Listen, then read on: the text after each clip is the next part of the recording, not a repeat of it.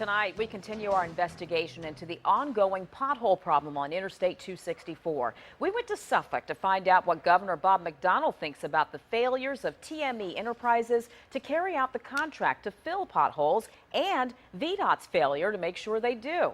Here's Andy Fox. Nicole, a lot of failure to go around. The only positives to come out of the 264 pothole disaster on February 8th that ended with 200 complaints of flat tires are these.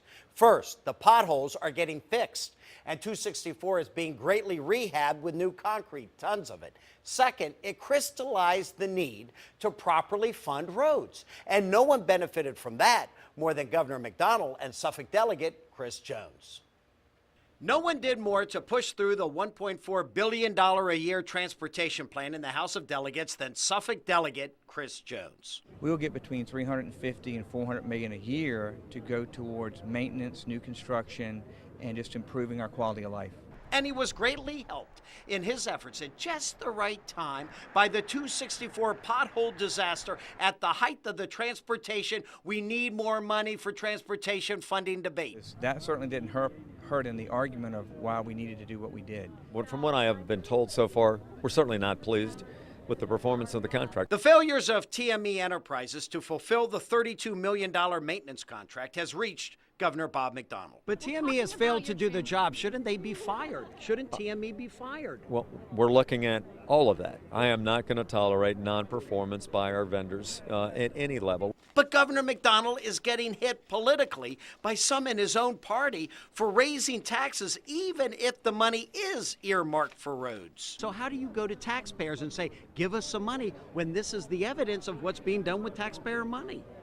Well, the resources for transportation are used not just for maintenance, but they're used for new construction and multimodal operations.